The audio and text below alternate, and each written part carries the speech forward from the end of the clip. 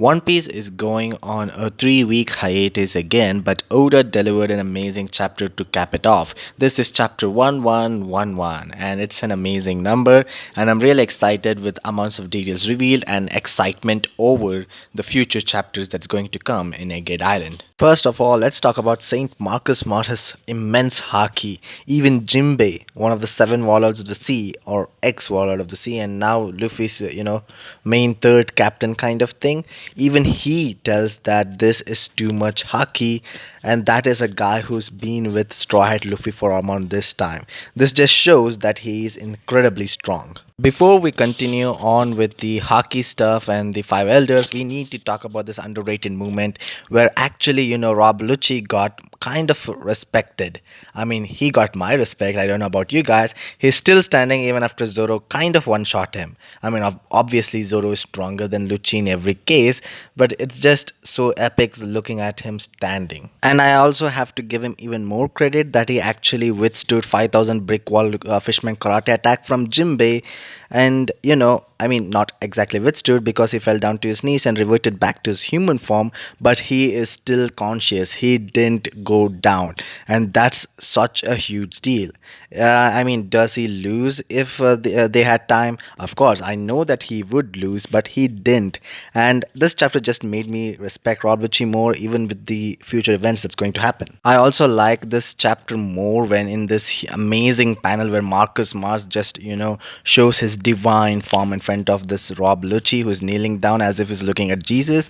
This is epic in every different way, and also the fact that Rob Lucci stayed calm and told all the points about where everyone is and what the mission is, the status, everything. He just said it without even Marcus Mars asking him, and that's something epic, I guess, something cool that many people overlook. Well, I also like this part of the chapter where Lucci is actually caring for someone instead of murdering them, and that is for Kaku. Looks like he's his best friend after all, and he's asking Marcus Mars to actually care for him and try to find him and rescue him, but Marcus Mars says that he can't look out for a single insect while trying to destroy the hive, which is an even more colder line. I guess Rob Lucci is going to understand that they might be the bad guys. I don't know how that's going to happen because they know they're the bad guys. We also finally have this mini map of Egghead Island on where every character groups are, and I'm really happy that we got this because it was really difficult trying to keep up with all the characters and where they are.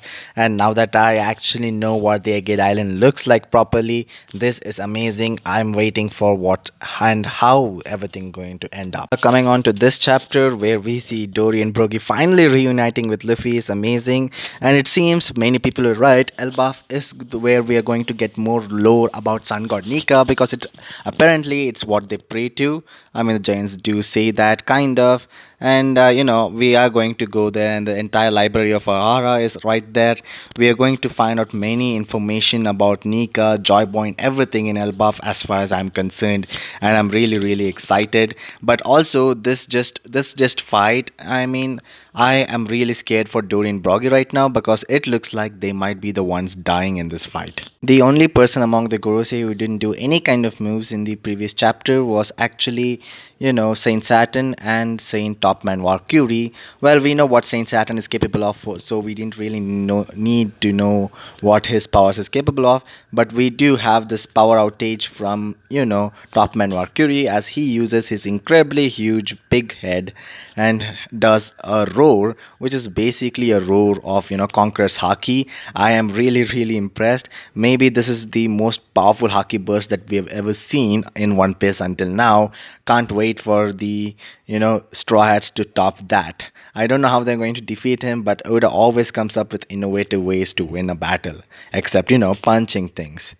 I don't know if you get the joke or sarcasm, but yeah, I did say that. I also like this little panel where Luffy is actually losing his entire skin and body parts, and the expression of Brogy is amazing. I guess it's the power of Gear 5th that's actually making him give these kind of expressions. I like how he reattaches his body too. It's amazing. But my most favorite part of the chapter is the part where Luffy takes a coconut tree, bites it up, paints it black with the number 56, and he has this baseball bat and he knocks the kind of grenade bombs that someone shot at him, and it's just kind of amazing that Luffy can do something like this. I've always loved when Luffy uses Gear 5th because it's kind of interesting and different than what we are used to do, and this is what I wanted. Also, we have a new kind of hurdle near the giant ship, and that is the arrival of the Vice Admirals.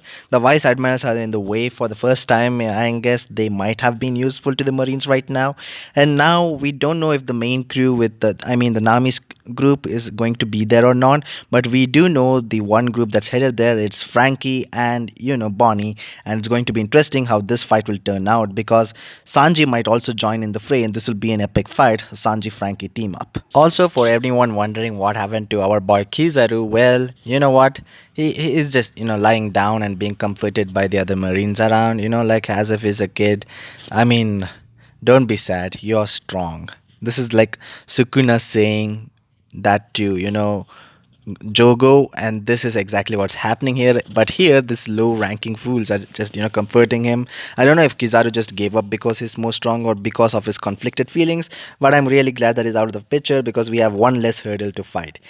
Or maybe he is making a comeback, we don't know that yet. Also, finally, the Iron Giant is up and it's coming somewhere, and it's incredibly huge, more huge than giants, I guess.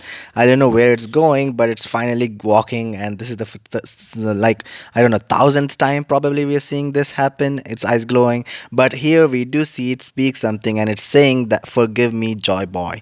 So, what is it asking forgiveness for? Maybe it did something against Joy Boy once upon a time, and we have this giant straw hat also. So, there is something about Joy Boy that we are going to get very soon. I think this low drop is going to happen in Hegate Island. That is just my theory. I don't know if we're going to wait until Elbaf, but I guess we're going to get a huge low dump when Vegapunk actually says his message to the entire world. I am really excited for where this is going, and yes, subscribe to my channel.